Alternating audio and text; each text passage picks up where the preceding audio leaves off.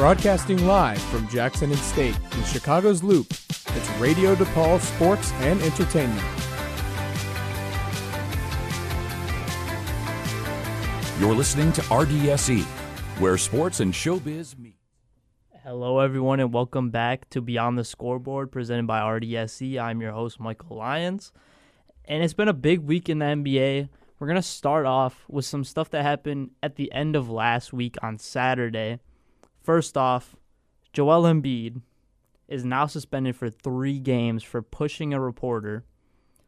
Now, I'm not going to defend a reporter. I'm also not going to defend Joel Embiid. Joel Embiid, after their game on Saturday night, was questioned about his health, his fitness, and the reporter also wrote a critical article referring to Joel Embiid's son and his brother. That's just something you don't do. That's not a professional thing to do. You don't attack somebody if they're in a low point in their career right now, which Joel Embiid is at the start of the season. He's having a struggling time to just even get on the floor. You don't attack him with his son and his brother that died a couple years ago. That's just so unprofessional, and you just don't do that.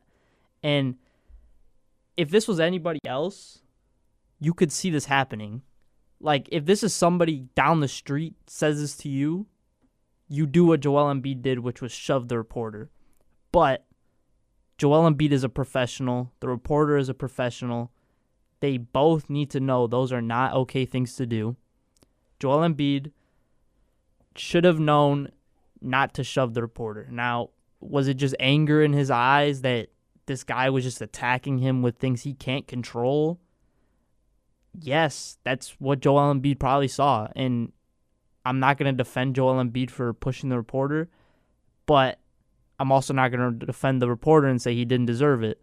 Because if it was anybody else, not in a professional sense or in any other profession that isn't so heavily media trained and so heavily media'd that, like, any little thing you do is always on camera and somebody's always going to report on it.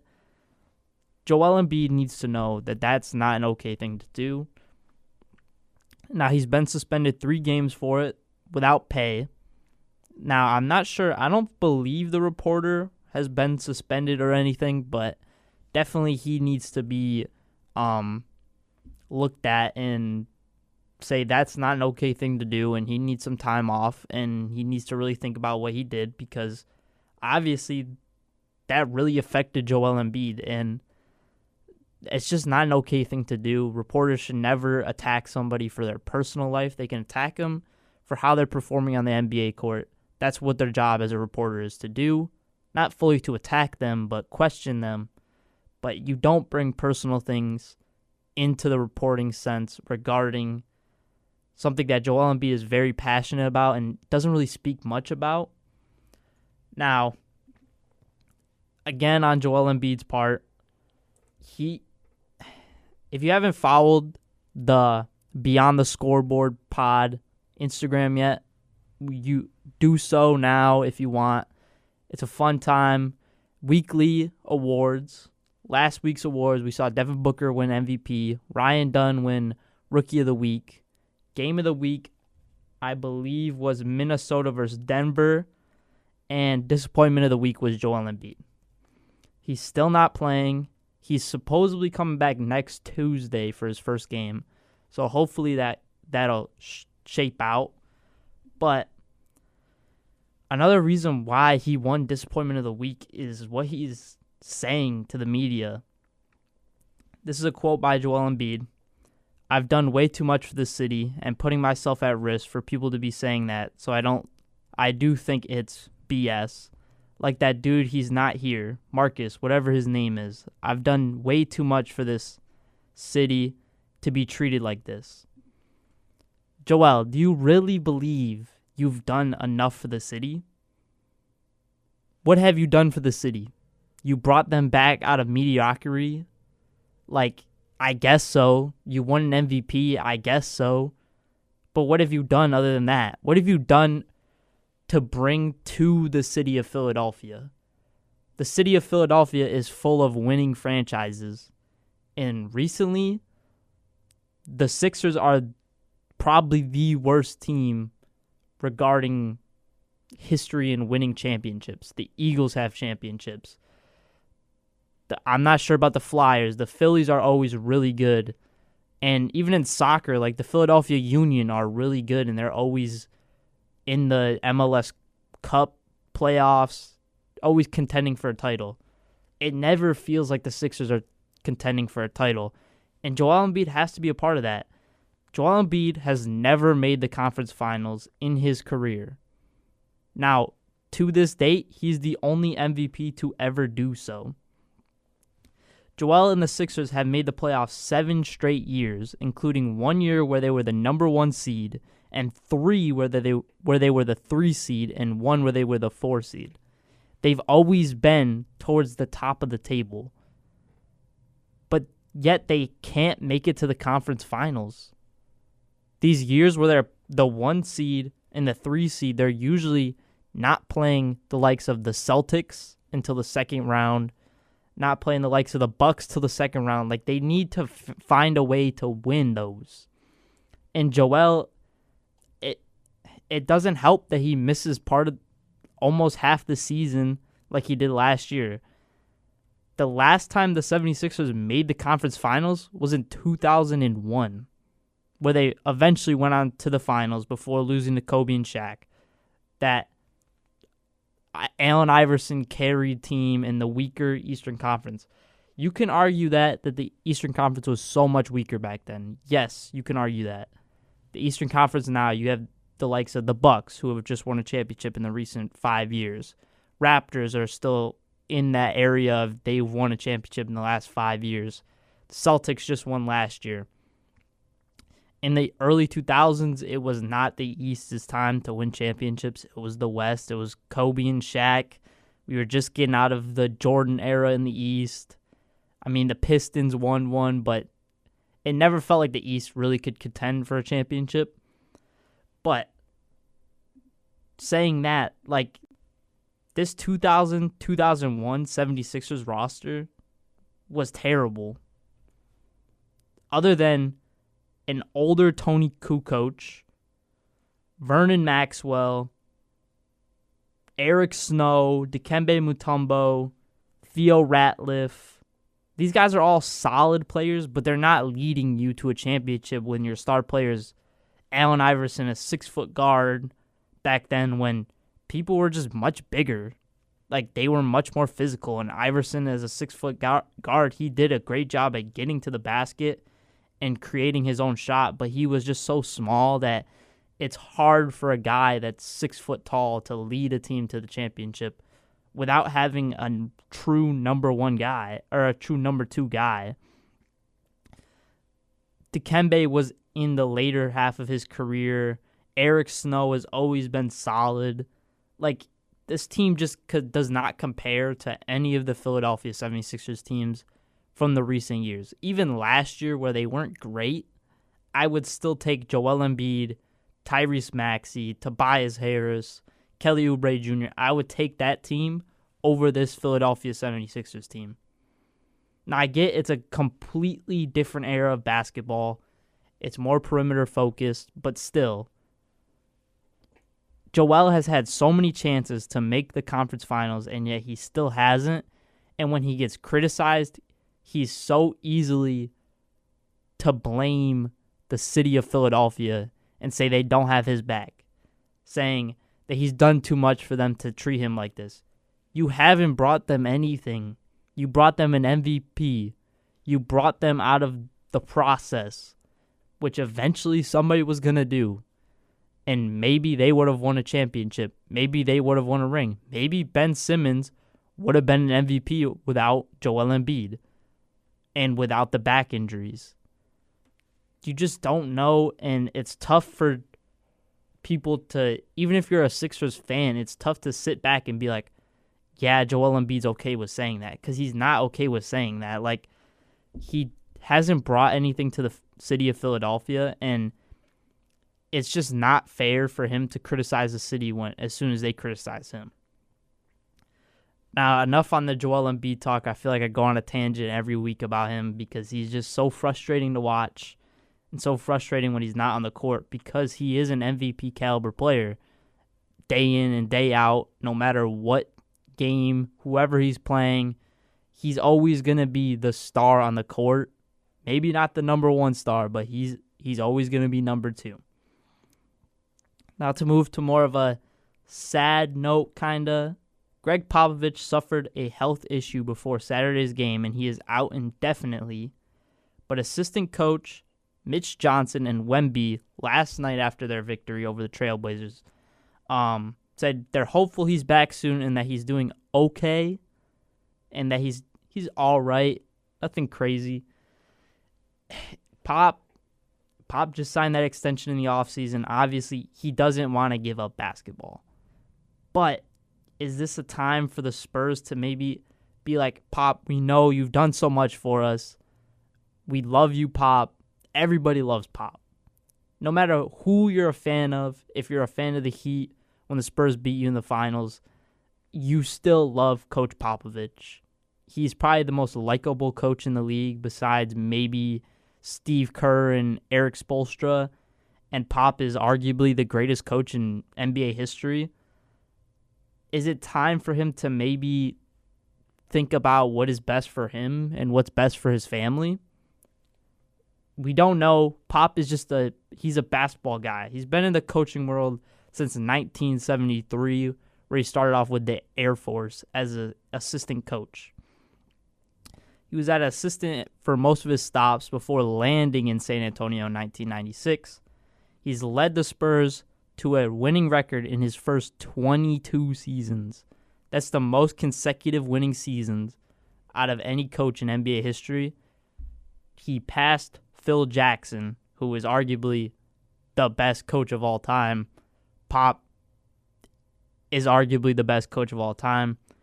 Pop led the Spurs, who had 0 rings before he got there, to 5 rings in his time in San Antonio.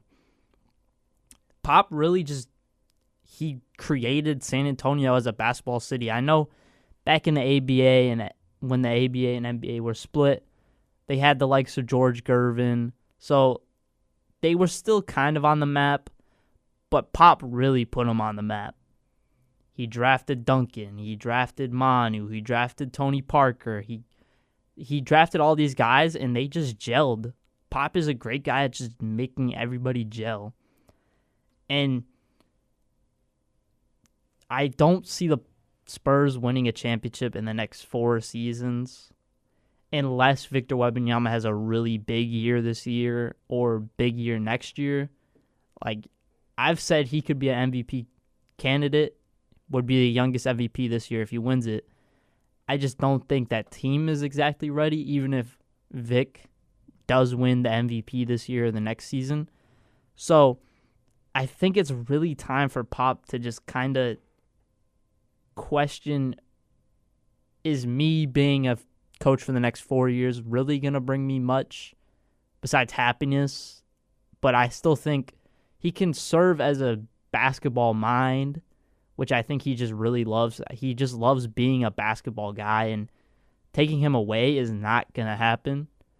But I think it's time for Pop to kind of step away from that role of being the main coach who has to be there all 82 games. If he's not there, he has to be in practice every day. It's going to take a toll on him, and especially in his later years now that he's in his, I believe Pop is in his 80s. Let me look it up real quick. Greg Popovich is 75 years old, so at the end of his new deal, he'll be 79 years old. Now, we've seen coaches go for a long time.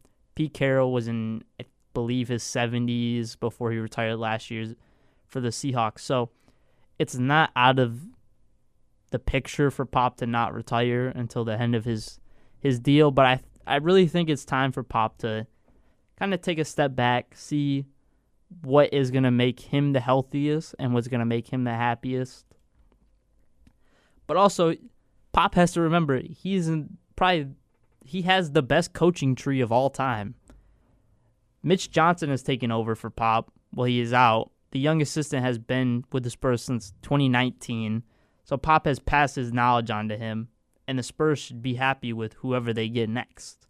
If it's Mitch, if they bring somebody back that used to be on the coaching staff, I mean, Pop's coaching tree has many greats and NBA champions, including Steve Kerr, Doc Rivers, and Mike Budenholzer as the champions, and then also Coach of the Year Mike Brown, Monty Williams, Ime Udoka, Taylor Jenkins, and you can't forget about Becky Hammon, who has been killing it in the WNBA for the Aces.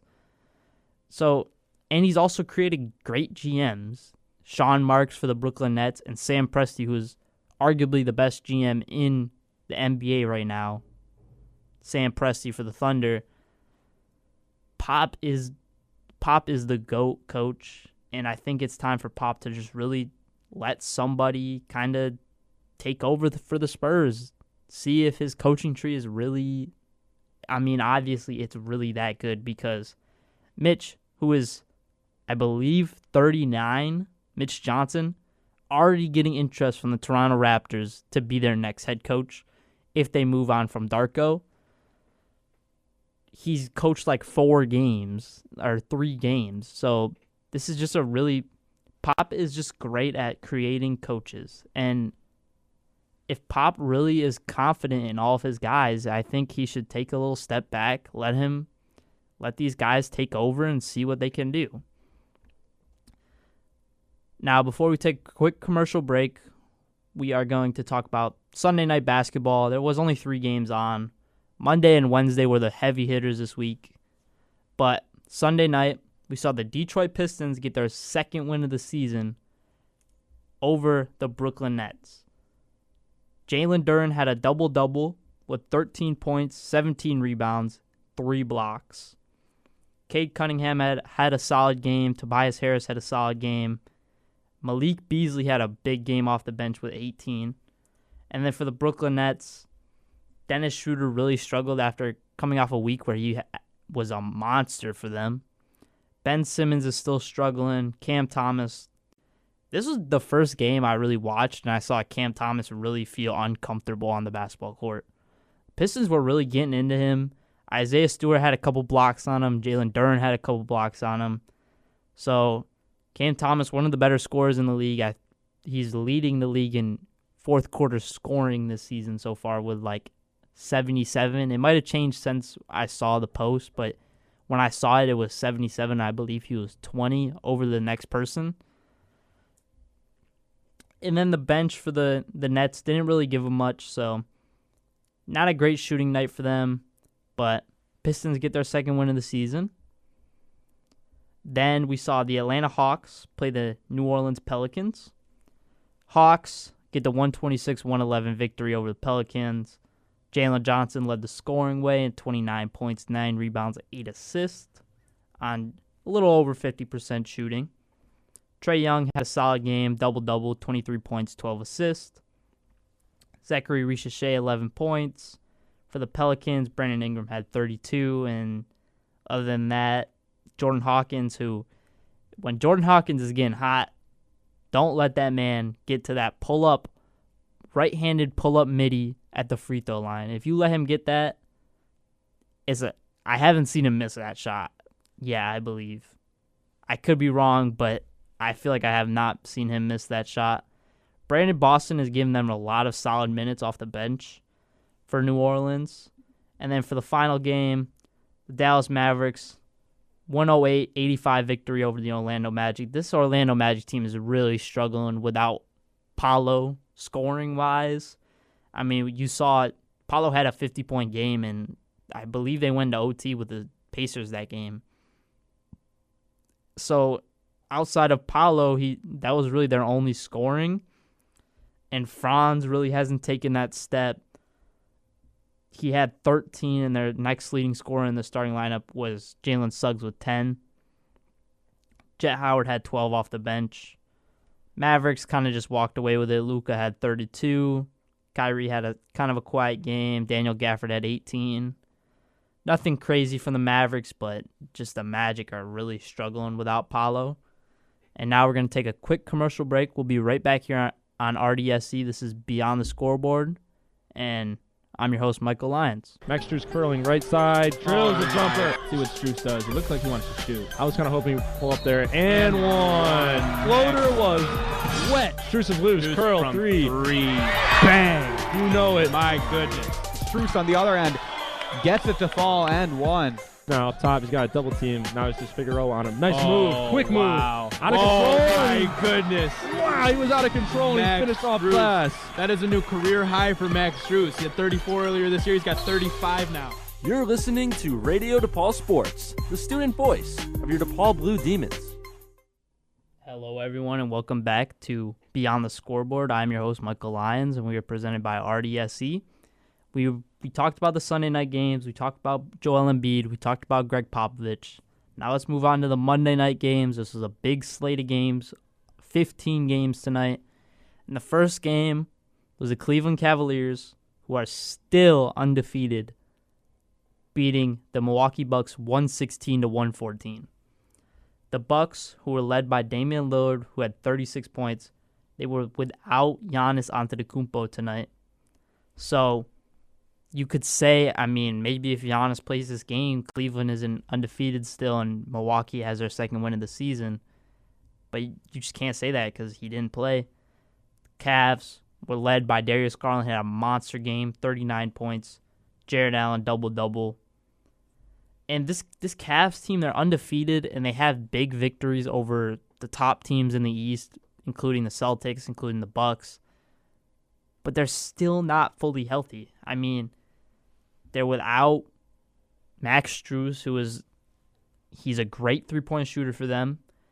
So they have guys like Sam Merrill, who just steps up, Ty Jerome, who steps up, George Niang, who has always been kind of solid, and he's really having a pretty solid start to the season.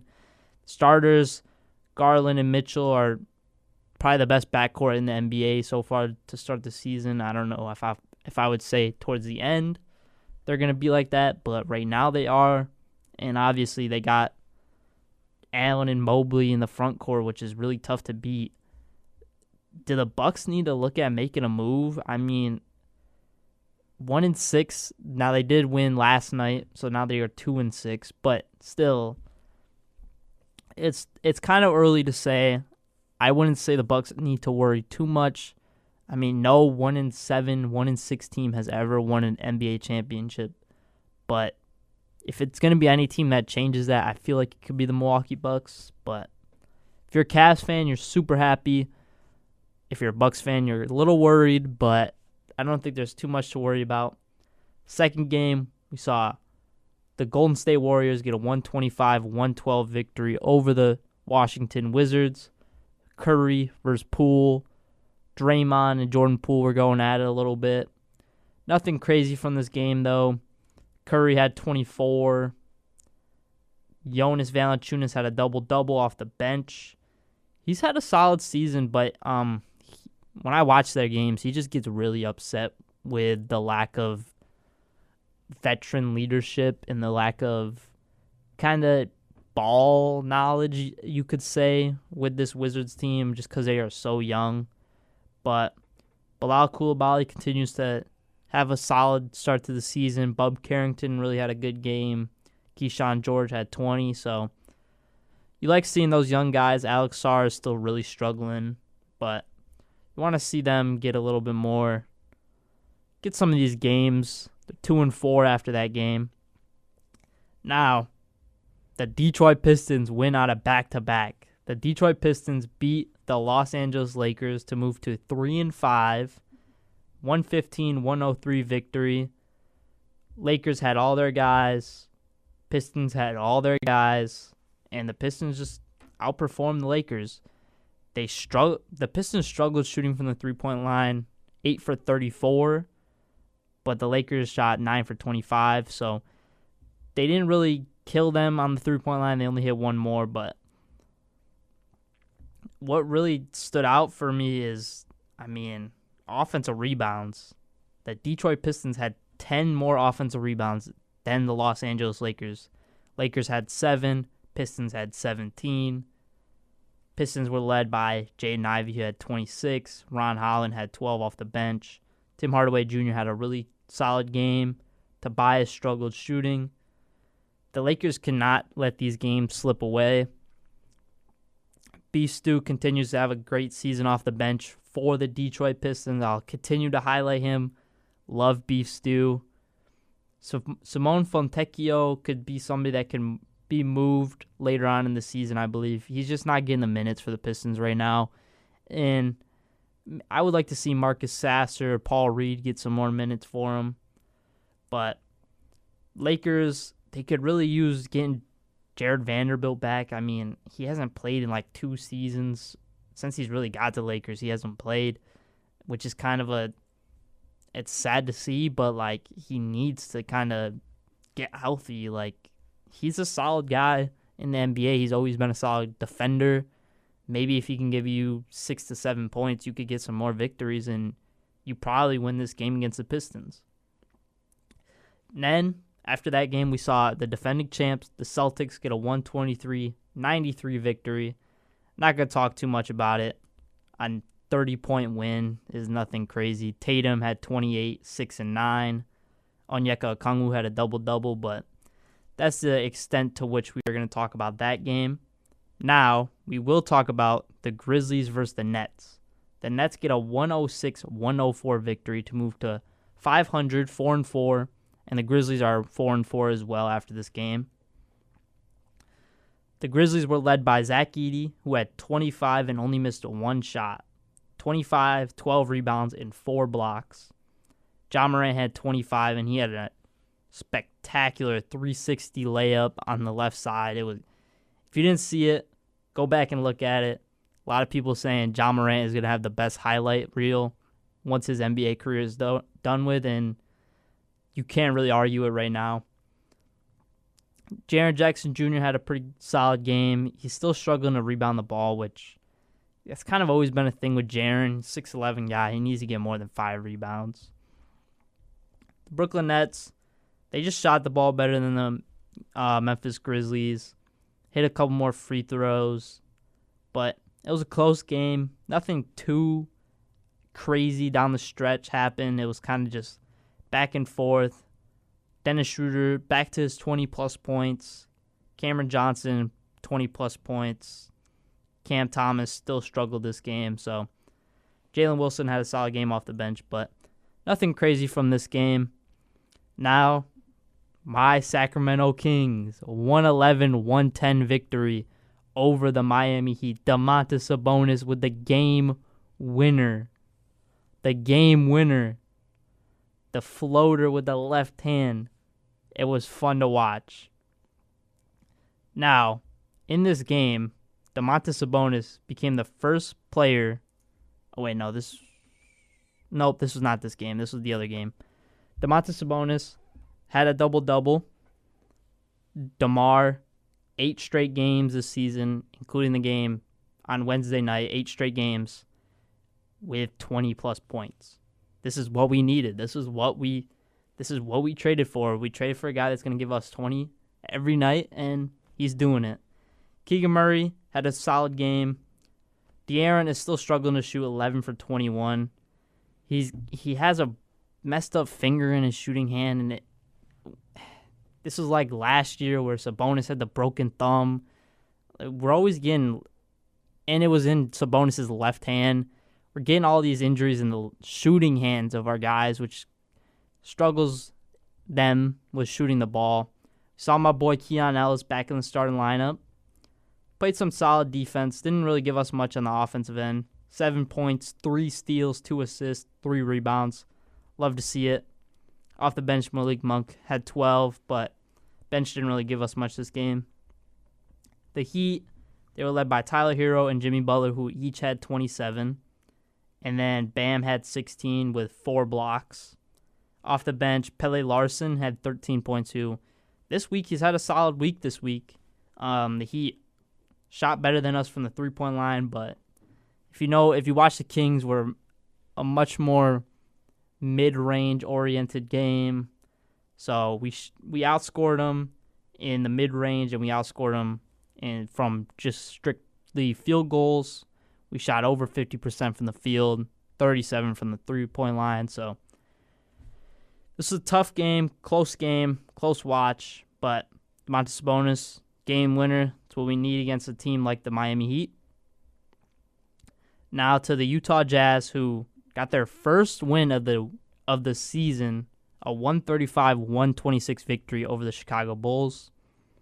Utah Jazz had Kyle Filipowski in the starting lineup because they had no Lauri Markkanen and no Jordan Clarkson, which is kind of crazy that they even scored 35 points. But Keontae George had an amazing game, 33 points, 9 assists, his first really big game in the NBA.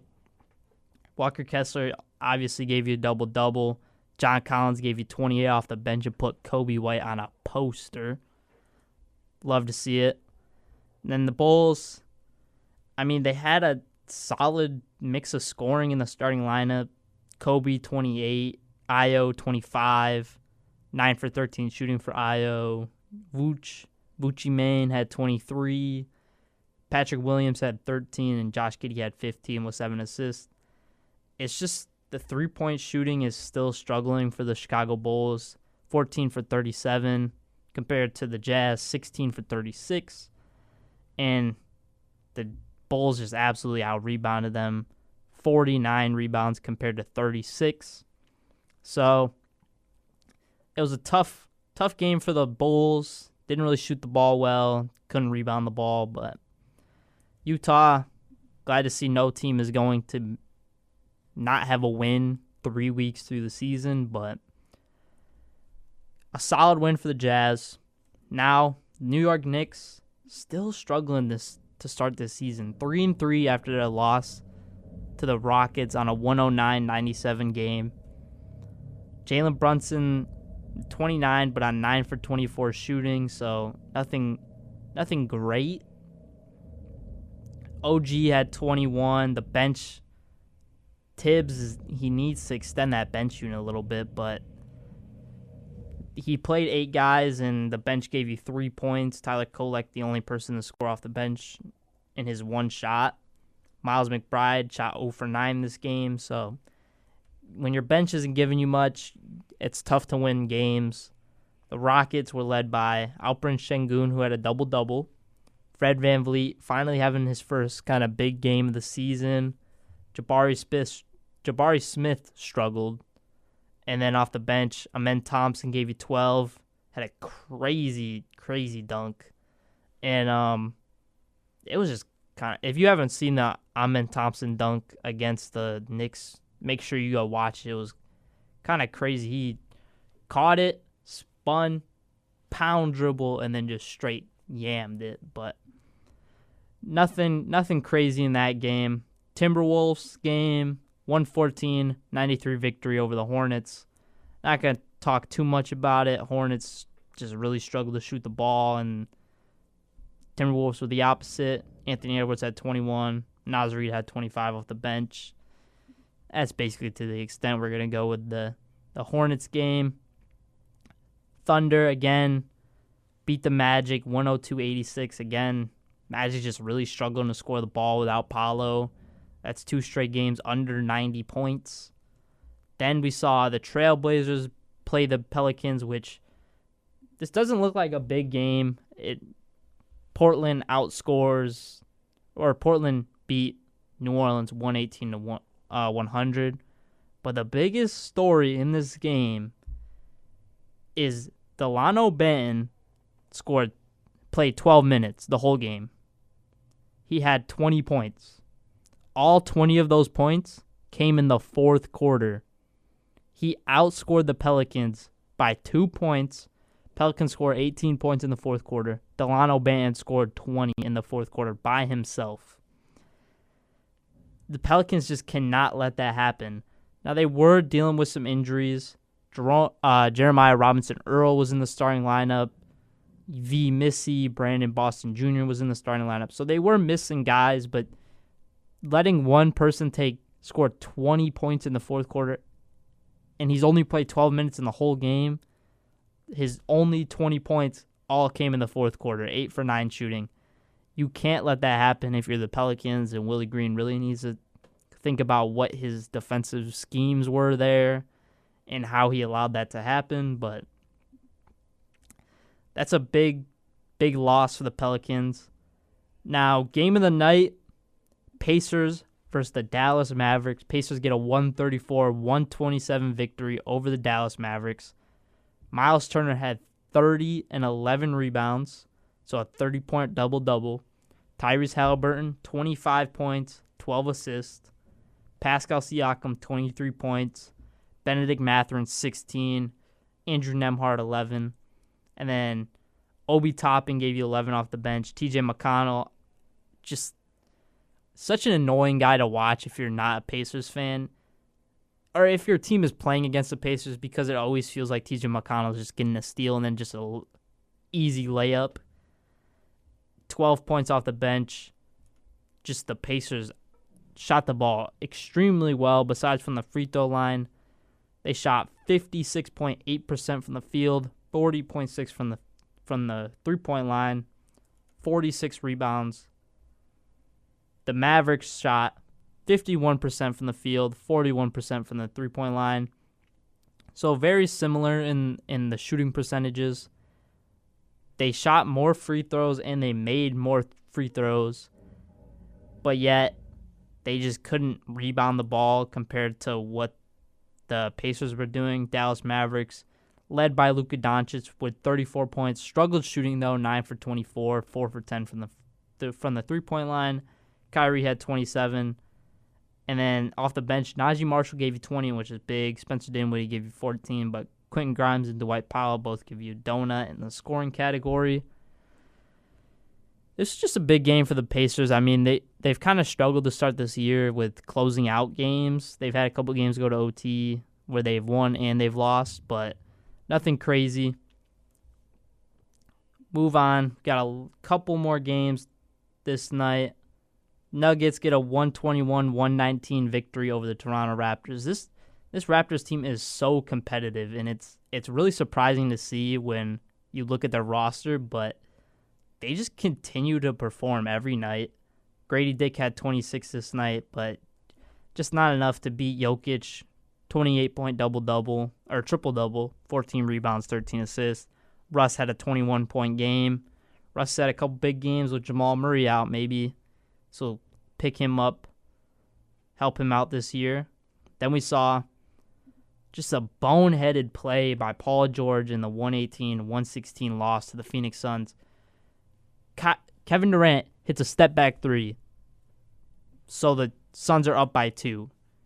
Paul George even admits after the game to the media that he didn't realize it was a 3.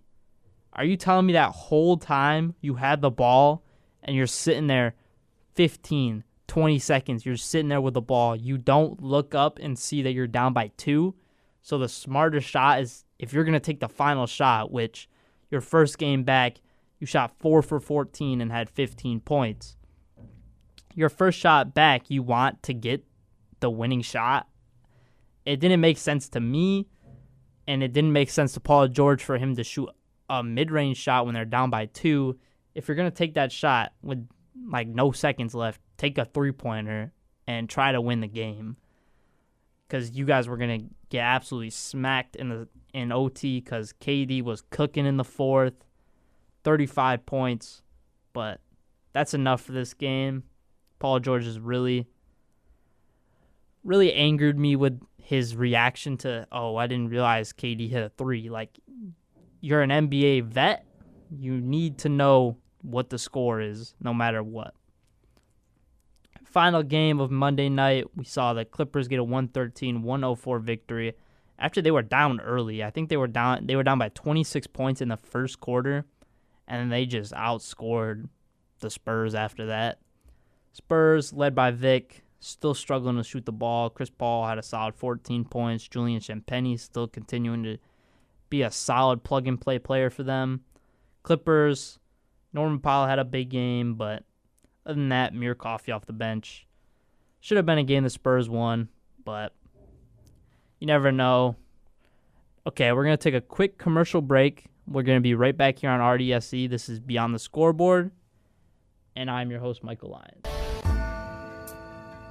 Rose crosses over the fadeaway. Let me step back and kiss myself. Oh my gosh, MVP time. Windy City Assassin does it again. Rose trying to get open, fires away. Bang! It's over. The Bulls win at the buzzer. Live from downtown Chicago, you're listening to Radio DePaul Sports, the student voice of the DePaul Blue Demons.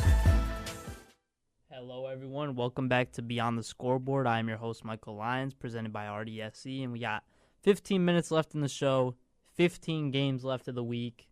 We're not going to cover all of them, really. We're going to cover a fair few of them. First game we're going to cover, first game of the Wednesday night slate, a 108 victory for the Hornets over the Pistons, who are coming off a 2-game winning streak. The Hornets win off a Brandon Miller putback game winner, which was kind of sad to see. I really wanted to see the Pistons get a 3-game winning streak going, but I like the Hornets. I like what they've been competing for this year. They're a fun team to watch, and this is just a good game. I mean, Cade Cunningham had 20, Jaden Ivey had 21. Off the bench, Paul Reed in his first real game where he's getting solid minutes had 13 and 6 for 6 from the field. Malik Beasley struggled to shoot. Tim Hardaway Jr. struggled to shoot. Tobias struggled to shoot. Main guys that struggled to shoot. We also saw Jalen Duren go down 63 seconds into the game, which was sad to see. But on the Hornets side, 25 points from LaMelo, 27 from Miles, 19 from Brandon Miller. I would say this is the game of the night. Move on to another game. Pacers 118-111 victory over the Magic. Again, just the Magic cannot, if they can score, they can't seem to keep a team close enough to the end where they might have a chance at winning. And it was just, this Magic team is really going to struggle for a while. This was KCP's first real big game for them, and they still lost. Franz 28, 8 and 6, but still. Too much from the Pacers offense. Then, battle of the playoffs from a couple years ago at the Atlanta Hawks 121-116 victory over the New York Knicks. But the leading scorer for the Hawks was not even Trae Young. Zachary Richichet, the first overall pick, had his breakout game. 33 points on 11 for 18 shooting, 6 for 10 from the three-point line. Obviously, Trae Young pitched in 23, 10 assists. Jalen Johnson pitched in 23 points, 15 rebounds. This Hawks team is tough. They're going to be a tough team to beat, and if you're in the East, I don't think you really want to play the Hawks, no matter who you are. I mean, obviously, if you're like Boston, you would like to see the Hawks, but if you're any other team in the East, even if you're Cleveland, who's at the top of the table right now, I mean, you don't really want to see the Hawks. They're a fun team. Got the first overall pick. Got Jalen Johnson, who's coming off a good year, and he's having an amazing start to the season. Trae Young's having an amazing start to the season, and he's always just going to show up. Knicks struggle to shoot the ball a little bit, but Karl Anthony Towns, 34 points. Miles McBride, 16 off the bench. Still think Tibbs needs to extend that lineup, and they might need to go out and get a free agent that they feel comfortable with putting into the bench unit. But till then, they're going to struggle to beat some of the better teams. Then, I mean, this actually might be game of the night. Golden State 118-112 victory over the defending champs, the Boston Celtics. Stephen Curry owns the Boston Celtics. 27 points from Curry. Wiggs had 16. Buddy Hield 16 off the bench. Celtics, Tatum had a good game, but they kind of were running a weird lineup. Jaylen Brown wasn't playing, so they had Neemias Queta in the starting lineup, which I thought was kind of surprising. I would have expected maybe Sam Hauser in the starting lineup, because, I mean, we all know Golden State doesn't really like to run these huge lineups, and Queta was the biggest guy out there, and then it was probably Horford, because, I mean, the Warriors are just so short, and they like playing small ball. So I would have rather seen maybe Sam Hauser, that three-point specialist, maybe get some run with the starters. I love Keita, ex-Kings guy, but I think it wasn't the best to start him. He gave you a solid game, though, 14 and 8 rebounds. So, nothing crazy from there. Amazing game, though. Curry almost had a triple-double, but game we're going to skim over. The Rockets 127-100 victory over the San Antonio Spurs. Fred VanVleet had 21 points, 10 assists. Victor Wembanyama, 15 points, 6 rebounds, 3 blocks. It was just kind of a blowout. Spurs gave up towards the end. Fourth quarter, they gave up. The Rockets put their bench unit in, and the Rockets just really killed them to start the game. First half, 31 points, 32 points in the second, and the Spurs only scored 19 in both of the quarters. Then a fun kind of game to watch, Grizzlies versus Lakers. Some bad blood between the Grizzlies and the Lakers, and one thing I want to point out with this game, the Grizzlies were wearing those amazing uniforms. The court looked amazing. Love seeing that. I wish the Grizzlies could go back to that logo, and that court looks so much better than their new logo. But back to the game, 131-114 victory for the Memphis Grizzlies. Lakers were led by LeBron, 39 points. And then other than that, Cam Reddish gave you 15 off the bench, which, he needs some more minutes. Bronny James got a 2 points off the bench in 5 minutes. But then the Grizzlies, they had 3 20-point scorers, John Morant, Jalen Wells, and Jaren Jackson Jr. Zach Edey kind of struggled. And the Lakers were also without Anthony Davis, I would like to point out. So would have been a little bit closer, not saying he would have won. Grizzlies, they had a lot to say. John Morant said he just does not like the Lakers. They kicked him out of the playoffs a couple of years ago. He just does not like the Lakers. So kind of some bad blood, which is not really bad blood because, you're playing LeBron and Anthony Davis in the playoffs and you guys didn't show up to your best and Dylan Brooks poked the bear. That's all there was. It was fun seeing, if you keep up with the Grizzlies, John Morant and Yuki Kawamura, their rookie, the Japanese point guard, 5'7", I believe. They did the Manute Ball, Muggsy Bogues picture. If you know that picture, they did that with Zach Edey and Yuki Kawamura. Yuki Kawamura got his first points as an NBA player, hitting 2 free throws, and John Morant was hype. Love seeing that. That's a good leader. He kind of took Yuki under his wing, which is fun to see. Another game, Cavs continue their hot streak, 9-0 to start the year. The first time in their history they started 9-0. Cleveland Cavaliers 131-122 victory over the New Orleans Pelicans. Biggest thing from this, New Orleans can't allow Jose Alvarado to be their number one scorer. They need Brandon Ingram to be there. Donovan Mitchell had 29, but nothing crazy from that game. Another not crazy game. Mavericks get a 20-point victory over the Chicago Bulls, 119-99. Luka Doncic with a double-double, 27 and 13 assists. Vucci Main had 14 and 10, but again, can't really compete when you're going against Luka, Kyrie, and Klay Thompson. Another game of the night. This Wednesday had 3 really good games. The Thunder get their first loss of the season to the Denver Nuggets. Jokic really put the team on his back tonight. 23 points, 20 rebounds, 16 assists for the Serbian man. Russell Westbrook, 29 points in that starting lineup. I was saying he's had a good week this week, and it's only going to help him once Jamal Murray comes back and he moves to the bench. Peyton Watson was in the starting lineup, had a clutch block towards the end, or blocked SGA at the buzzer to tie the game up. Christian Braun, solid game, 24 points, 8 rebounds, no assists. Bench didn't really give you much besides Julian Strawther.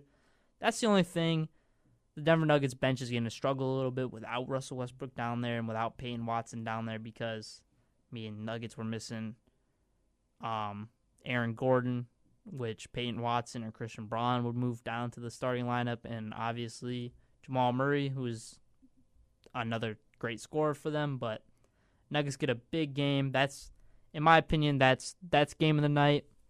Then the Suns get a 115-112 victory over the Miami Heat. KD continues to score the ball like he's done his whole career. 32 points, 8 rebounds. Heat were led by Tyler Hero with 28 and 6 assists. Then we saw Paul George back in LA, first time in the Intuit Dome.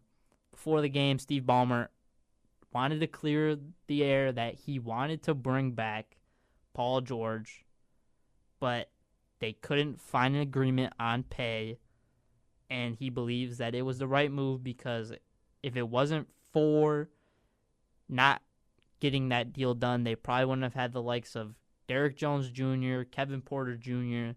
These guys are having really solid minutes for them, giving them a lot in their positions. Clippers 110-98 victory.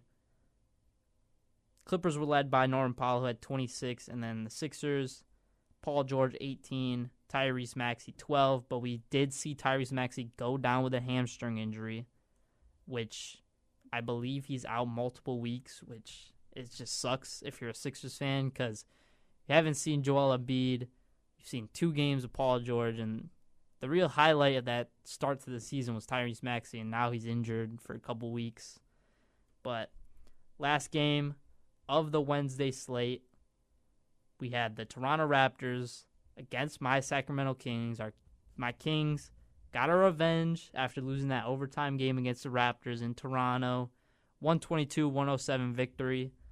Biggest takeaway from this game, Domantas Sabonis is the first player in NBA history to have a triple-double with no missed shots in general. He shot 6 for 6 from the field and 5 for 5 from the free throw line and didn't shoot a three-point shot. And 0 turnovers. What an amazing game from Domantas Sabonis. Again, DeMar DeRozan, 27 points. 8 straight games for DeMar with 20-plus points. Keegan Murray had a solid game, 22 and 12. De'Aaron still struggling to shoot, 21 points. Kevin Huerter was back in the starting lineup, gave us 11 points on 1 for 4 from the three-point line, 4 for 7 from the field.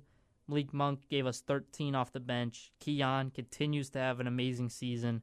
8 points, 2 steals in the 23 minutes he played off the bench. Love seeing it from Keon. Raptors, RJ Barrett, 23, Davion Mitchell, 20. Davion was giving us buckets. Against his former team, he was giving us buckets. But DeMar took what Drake said seriously and did not like what Drake said, where Drake said, if the Raptors ever hang up DeMar DeRozan banner, this was on Vince Carter's banner night where his jersey number was retired. Drake said, if you ever retire DeMar's number, I'll go up there and pull it down myself. Just because the man was in a Kendrick Lamar music video does not mean you have to hate him. He gave Toronto all he could. He put him and Kyle Lowry put Toronto back on the map after like 15 years of nothing happening there. But we're not going to get into that. We have 3 more games and a couple minutes left. First game of the Thursday night slate was a blowout, 135-119 victory for the Minnesota Timberwolves over the Chicago Bulls. Anthony Edwards, 33 points, 8 rebounds, 6 assists. Vucci Main, Nikola Vucevic, 25 points. But, I mean, Giddey had 13 assists, 9 points, and 0 turnovers in their loss to the Timberwolves. So a solid game from him, but they weren't given much. Zach LaVine didn't play. The second game, 2 teams that had 1 victory going in, so one of them was going to get their second win of the season. Saw the Milwaukee Bucks get their second win of the season, 123-100 victory over the Utah Jazz. Damian Lillard really took over. Giannis they both combined for 65 points. Damian Lillard had 34, and then obviously Giannis had 31. But the other starters, I mean, Brook gave you 1 point. And Andre Jackson Jr. in his first start of the season gave you 7. Taurean Prince gave you 6. Brooke had an amazing block on John Collins, who was coming off. I want to thank everybody for watching, for listening in to Beyond the Scoreboard, presented by RDSE. I'm your host, Michael Lyons.